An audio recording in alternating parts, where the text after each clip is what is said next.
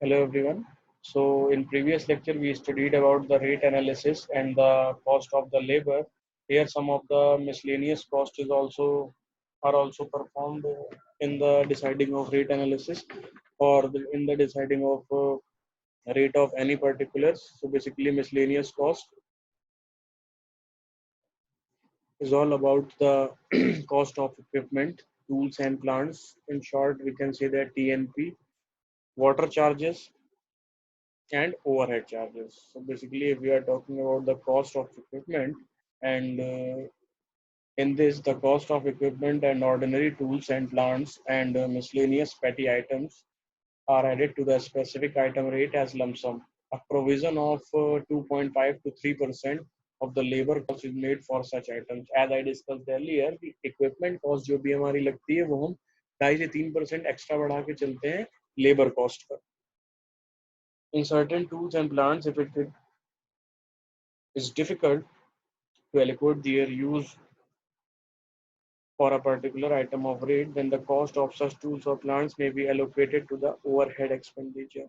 Basically अगर ऐसा होता है कि ये जो 2.5 से 3% आपने जो लेबर कॉस्ट का ओवरऑल इक्विपमेंट कॉस्ट में एड ऑन किया है, अगर कई सारे इक्विपमेंट ऐसे हैं जो कि उनको मूवेबल नहीं है या बहुत ही रेयरली मूवेबल हैं और उनको मूव करने में कई सारे एक्सपेंसेस बढ़ रहे हैं, तो हम वो जो कॉस्ट होती है उसकी वो हम overhead charge में add करते हैं. For big work and project where it become necessary to use special types of equipment like batching plants, dumpers, cranes, transportation of concrete, mix provision in amount 1 to 1.5% of the estimated cost is provided in the estimate under the head special tools and plants. Basically head हमारा क्या हो गया कि origin point से लेके final construction site तक जो material लाने के लिए जो डिस्टेंस होती है उसको आप हेड कहते हैं.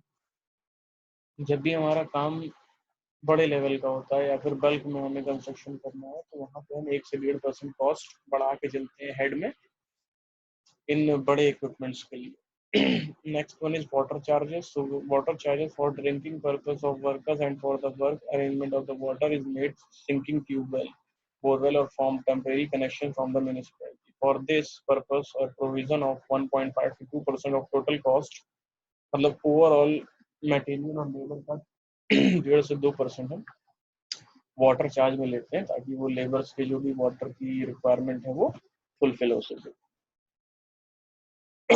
Overhead charges. Overhead charges include general office expenses, rents, taxes, supervision, and other costs which are indirect expenses on the job. Expenses for small tools such as planks, ladders, ropes, and other hand tools are also included in the overhead charges. A provision of 2.5 to 5% is made to the rate analysis as overhead charges. Overhead charges can be divided under two categories: general overhead and job overhead.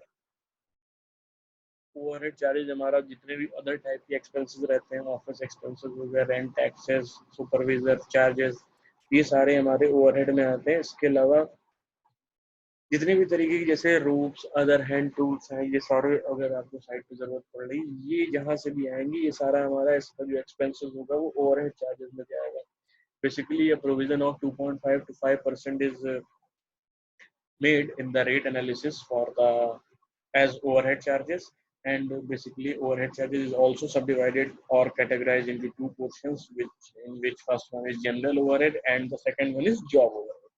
So if we are talking about the general overhead, these are the expenses made through this year irrespective to the running works in hand. These include, so general overhead में हमारा establishment charges include rent of office space and taxes, salaries of office staff, purchase stationery, printing, postage, electricity, telephone and water bills, and traveling expenses. So basically, these five types of the expenses are performed under general overhead, like establishment of office, stationery, office staff की salary, electricity, telephone and water bills, and traveling expenses. ये जितना भी आएगा ये सारा हमारा general overhead category में. So next one is job overhead. So basically these are the expenses indirectly incurred in the job or the project. These include salaries of personnel engaged for the work, मतलब site engineer, surveyor और site office staff की salary, rent of temporary site office space, electricity, telephone and water bills, handling of materials, repairs, carriage and depreciation of tools and plants. मतलब कि अगर मान लीजिए TNP का कोई भी काम आपके वर्क साइट पे चल रहा है और उसमें कोई दिक्कत आ जाती है तो उसकी रिपेयरिंग का कॉस्ट आएगी, वो भी ओवरहेड में ही आएगी, ये जॉब ओवरहेड के अंदर आएगी। Labour welfare, safety major and insurance, labour की सेफ्टी, इंश्योरेंस, ये सारा हमारा जॉब ओवरहेड में आएगा। इंटरेस्ट ऑन इन्वेस्टमेंट, जो भी इन्वेस्टमेंट है हमारा उसका जो इंटरेस्ट दिया जा रहा है वो। थेफ्ट एंड अदर लॉसेस, मान लीजिए कोई ऑल ऑफ सडन कोई ऐसी चीज हो गई जिससे कई सारा लंबा नुकसान हो गया, तो वो सारा हमारा जॉब ओवरहेड में आएगा। और ये एक्सपेंसेस डायरेक्टली हिट नहीं करते हैं आपकी ओवरऑल कॉस्ट को, बट अगर ये परफॉर्म हो गया तो ये कहीं ना कहीं अफेक्ट करेंगे आपके ओवरऑल कॉस्ट को या रेट को। कॉन्ट्रैक्टर्स प्रॉफिट, जनरली कॉन्ट्रैक्टर का प्रॉफिट 10% लिया जाता है, as I discussed earlier. For the ordinary contract, for small jobs, 15% profit, and for large jobs, 8% profit may be considered as reasonable. Contractor profit is not included in the rate analysis if material is supplied by the department. So this line is very important that basically contractors profit 10% लेते हैं, but अगर work बहुत बड़ा नहीं है, छोटे level का काम है, तो वो 15% तक रहता है, और अगर बल्क में कंस्ट्रक्शन करना है या बड़े लेवल का काम है तो वो कॉन्ट्रैक्टर्स प्रॉफिट 8% हो जाता है, रीजनेबल है वो। Okay, contractor profit is not include in rate analysis. Rate analysis में कॉन्ट्रैक्टर का प्रॉफिट नहीं इन्वॉल्व होता है if the condition is that the material is supplied by the department. This line plays an important role in the deciding of the rate of any particular or items or materials or work. Next topic is rate analysis of different items, in which we will study the some different types of work. उसमें हमें कितना rate analysis जो होगा एक छोटे छोटे अलग अलग वर्क का या टास्क वर्क का, वो हम सारा इसमें देखेंगे। So now we are moving forward to the rate analysis of important items. तो यहाँ पे कुछ बेसिक important items दिए हुए हैं जिसके लिए हमें rate analysis अलग अलग तरीके से डिसाइड करना है। So in which the first example is earthwork in excavation in foundation, including filling of trench up to 30 meter lead and 1.5 meter lift. Excavation करना है हमें earthwork के लिए, उसके लिए हमें एक रेट एनालिसिस का एक चार्ट यहाँ पे बना हुआ है जिसमें बेसिक लमसम कॉस्ट जो है वो दी गई है। Material charge and labour charge, तो मटेरियल तो चार्ज इसमें कुछ करना नहीं क्योंकि एक्सकेवेशन ही करना है 100 क्यूबिक मीटर का। उसके लिए हमें हेड मैसन चाहिए 8 नंबर्स, बेल्डार 18 नंबर्स, मजदूर 18 numbers, TNP sunrise etcetera LS. So basically यहाँ पे ये बताया गया है कि ये जो आपने हेड मैसन, बेल्डार, मजदूर, ये उससे लिए जो कि हमने इसके प्रीवियस लेक्चर में ये जाना था कि किस काम को करने के लिए या कितनी क्वांटिटी या किस वॉल्यूम पे काम करने के लिए कितने नंबर ऑफ मजदूर, मैसन, बेलदार या इस तरीके की चीजें हमें चाहिए। उसी के बेसिस पे हमने 100 क्यूबिक मीटर का जो एक्सकेवेशन वर्क लिया है, इसी के बेसिस पे हमारा ये हेड मैसन, बेलदार और मजदूर यहाँ पे कैलकुलेट होके आया है। अगर रेट की बात करी जाए तो 450 रुपए पर डे आता है एक हेड मैसन का, 250 रुपए आता है, 250 रुपये आता है बेलदार का, और मजदूर का आता है 250 पर डे। टीएनपी की बात करेंगे तो वो आता है 240 पर एलएस। उसके बाद सीधे जितना भी है उससे मल्टीप्लाई करके overall total material and labour cost हमारी 8045 निकल आई उन सबको कैलकुलेट करने के बाद। 1.5% ऑफ वाटर चार्जेस अगर आप इसमें ऐड कर दोगे तो इसका 1.5% आ रहा है 120.67 rupees. So and 10% contractor profit, तो उसका हम 10% 8045 का निकालेंगे तो 804.5 आ जाएगा। ग्रैंड टोटल हमारा कितना आ जाएगा 8970.17 रुपी।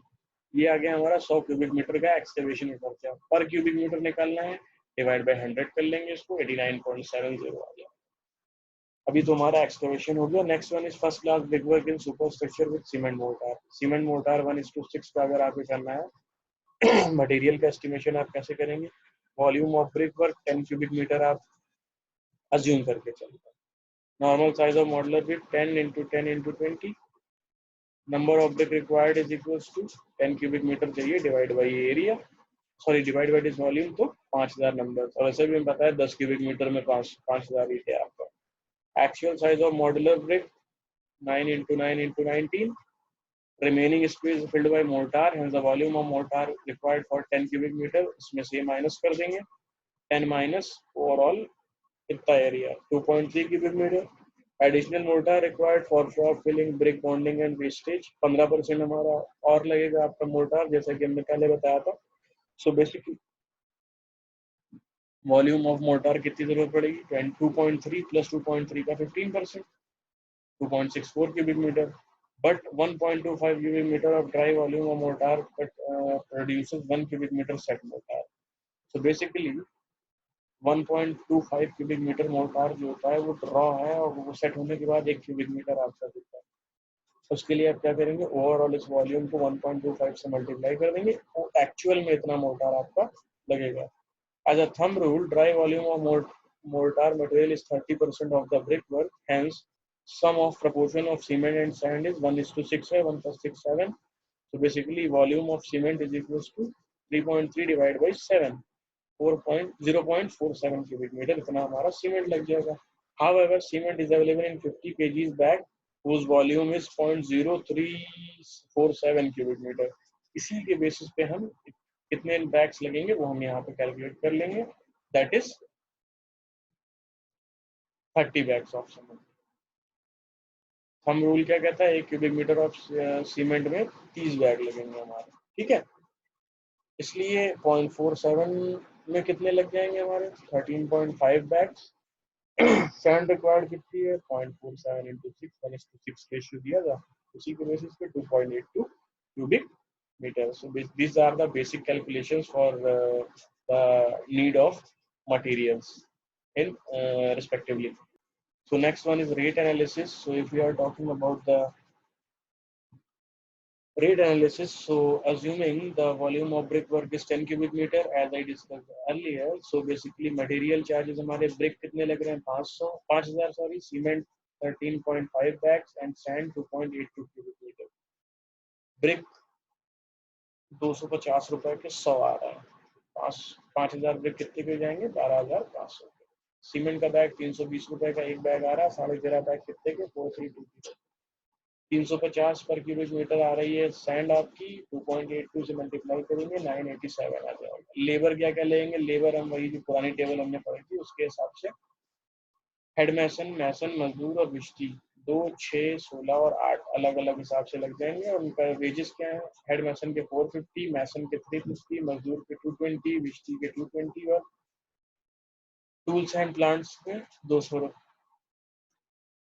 Total material and labour cost इन सब का समेशन कर देंगे। 1.5% labour water charges and 10% contractor profit, इन सबको ऐड कर देंगे, 29310 आ जाएगा। पर क्यूबिक मीटर अगर आपने निकालेंगे तो 2931 आ जाएगा। So this is the simple calculation of brickwork of cement mortar within the ratio of 1:6. Okay. So this is the basic calculation of or the rate analysis of a brickwork of 10 cubic meter. Okay. Now the third option portion is 12 mm thick plaster with cement mortar. अब यहाँ पे plastering की बात आ रही है, which is in the ratio of 1:6. तो material क्या क्या लगेगा, देखिए प्लास्टरिंग जब भी आप करेंगे 100 स्क्वायर मीटर से तो कम करेंगे नहीं। Volume of mortar of 12 mm plaster is equal to 100 square metre into 12 mm का प्लास्टर है, उसको आप मीटर में चेंज कर लीजिए, 1.2 क्यूबिक मीटर आपका मटेरियल लग जाएगा। 30% or more above filling volume of joints making of uniform surface well and for wastage 30% इसमें और बढ़ाया आपने, तो 1.2 प्लस 1.2 का 30% वाले इतने क्यूबिक मीटर आपको वॉल्यूम चाहिए किसका, मटेरियल का। फिर वही चीज है कि 1.25 क्यूबिक मीटर जो आपका मोर्टार है वो सेट होने के बाद 1 m³ देता है, इसलिए इसको 1.25 से मल्टीप्लाई कर लेंगे, ठीक है। इसको आप 1.25 से मल्टीप्लाई कर लेंगे, ठीक है। सो बेसिकली यहाँ 1.25 से इसको मल्टीप्लाई कर लिया। Volume of cement overall ratio कितना है, 1:6, 1 + 6 7, दिस वॉल्यूम में से इसको डिवाइड कर देंगे तो इतने क्यूबिक मीटर आपका सीमेंट आ जाएगा। और सीमेंट की बैग रिक्वायरमेंट कैसे, 0.038 से डिवाइड कर लेंगे इसको, तो 8 बैग्स आ जाएगा लमसम में।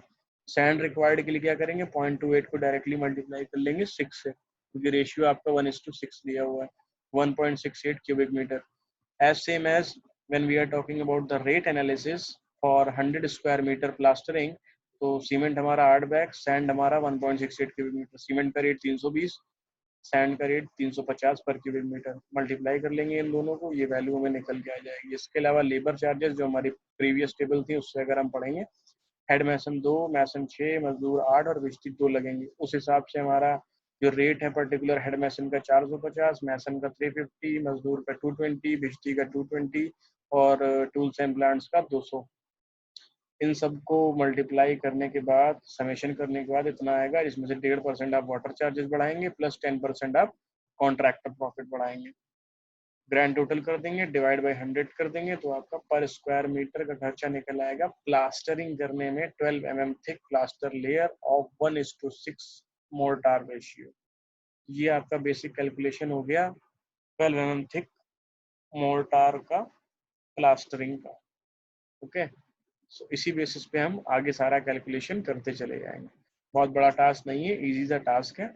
बस हमें ध्यान क्या रखना है इसमें कि सीमेंट, सैंड, या अलग अलग क्वांटिटी निकालने के लिए तो वही सारी चीजें आएंगी, बट जो ध्यान रखना है हमें कि हमें मैसन, हेड मैसन, मजदूर, बेलदार, भिश्ती, ये सब कितने लगेंगे। इसके लिए हमें जो 26 पॉइंट्स की जो टेबल थी वो पूरी हमें मेमोराइज होनी चाहिए, ताकि हम ये देख लें कि इतनी 100 स्क्वायर या जितनी भी क्वांटिटी का हमारा वर्क है उसके लिए हमें कितने नंबर ऑफ लेबर्स चाहिए। क्योंकि जब तक हमें लेबर्स की सही क्वांटिटी नहीं पता होगी, हम exact value of rate analysis ही नहीं कर सकते। Clear? So this is the basic and the important topic regarding this rate analysis, that labor charges should be in the proper format. So in this lecture we studied about the normal rate charts of that particular different type of construction work.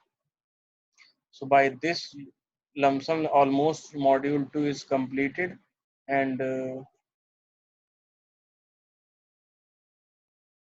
thank you. तो जैसा कि हमने इस lecture में ये पढ़ा कि हमारा फाउंड अर्थ वर्क से लेके जैसे जैसे हम सुपर स्ट्रक्चर की तरफ बढ़ रहे हैं, तो डिफरेंट टाइप ऑफ वर्क्स के लिए अलग अलग हमारा रेट एनालिसिस किया गया है। तो यहाँ पे बेसिकली 3 आपको डिटेल में बता दिए गए। बाकी सारे भी सेम इसी तरीके से हैं, बस आपको ध्यान सिर्फ एक ही चीज रखना है कि लेबर जो आपका लग रहा है वो आपको एग्जैक्ट क्वांटिटी में देना है। So for this lecture, that's enough, and almost module 2 is completed in this lecture. So thank you.